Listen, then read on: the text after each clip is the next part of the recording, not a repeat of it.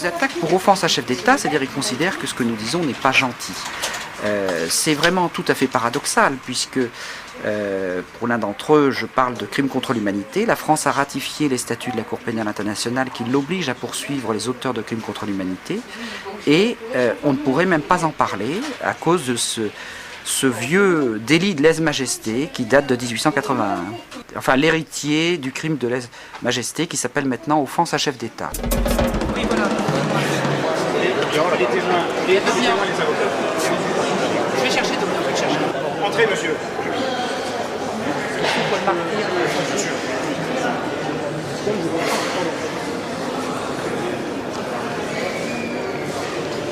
Les avocats de ces chefs d'État ne nous feront pas croire que ce sont des défenseurs des droits de l'homme, que ce sont des gens qui ont été élus dans la plus parfaite transparence et que leur fortune personnelle est tirée uniquement de leurs indemnités de chef d'État. Je suis Claude Angéli, rédacteur en chef du Canard enchaîné. Que ce soit Bongo, que ce soit Yadema ou Idriss Déby au Tchad, bon, l'offense à chef d'État est une pratique du Canard enchaîné. On a gagné. Après, c'est ça. Oh, ouais, c'est bien. On va pas. Ça, c'est. Je suis content. C'est la victoire. La victoire de qui? La victoire de l'Afrique. La victoire de la démocratie. Je suis très content. Aujourd'hui, c'est une grande victoire pour l'Afrique.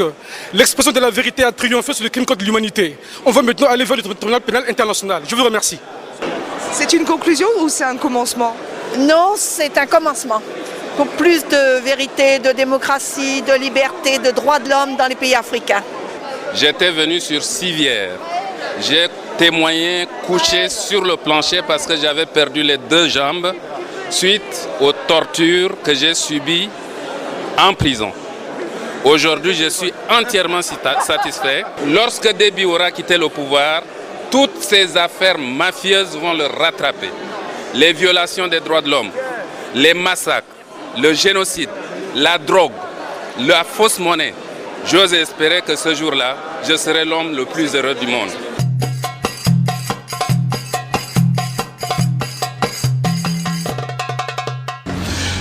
Depuis le 3 février 2008, donc, 3 personnes ont été enlevées à leur domicile, devant leurs enfants, devant leurs épouses, et avec tous les membres de la famille.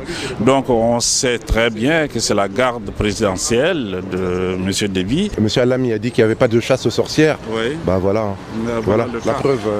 De toute façon, ce qui se passe au Tchad, là-bas, c'est pas... c'est inimaginable. Le problème, c'est qu'ici tout le monde s'en fout, alors donc.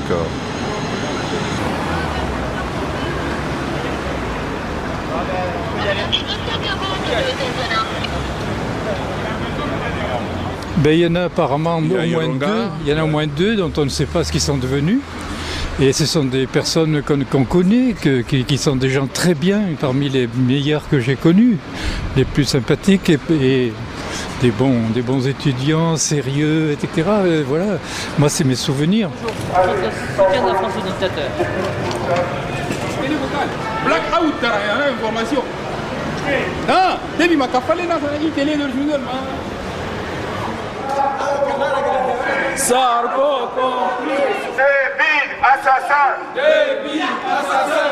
Sarko complice. Sarko complice. Libérez les opposants. Que sont devenus ces personnes. Et on vient dire notre colère par rapport au soutien français à ce régime qui est honni par le peuple et tout, quoi. Donc voilà. Parce que leur père reposant a réussi à se sauver à l'étranger. Les miliciens ont tiré dans les jambes du frère et ils ont essayé d'enlever, de tuer les gosses. Voilà Déby. Il est au pouvoir depuis 18 ans. Il était venu, il avait dit que la démocratie est une réalité, que la liberté d'expression est une réalité. Nous avons déjà vu beaucoup avec l'armée française. Il y en a marre. Il y en a marre. C'est pourquoi nous nous manifestons. Merci. Que le tout-puissant Sarkozy met pression sur son ami Déby ou sa marionnette Déby, on se plie, à ce qu'il libère les opposants avant toute chose, en urgence. C'est une question de vie ou de mort. Est-ce qu'il faut croire simplement aux aux rumeurs comme quoi il aurait été exécuté, ça, on ne sait pas. Alors là, il a été arrêté 14 fois. Et chaque fois, au bout du 3e jour, on a toujours su où il était. Donc là, ce qui se passe, ça ne lui ressemble pas. Voilà, c'est pour ça qu'on a un grand doute, mais il faut garder espoir.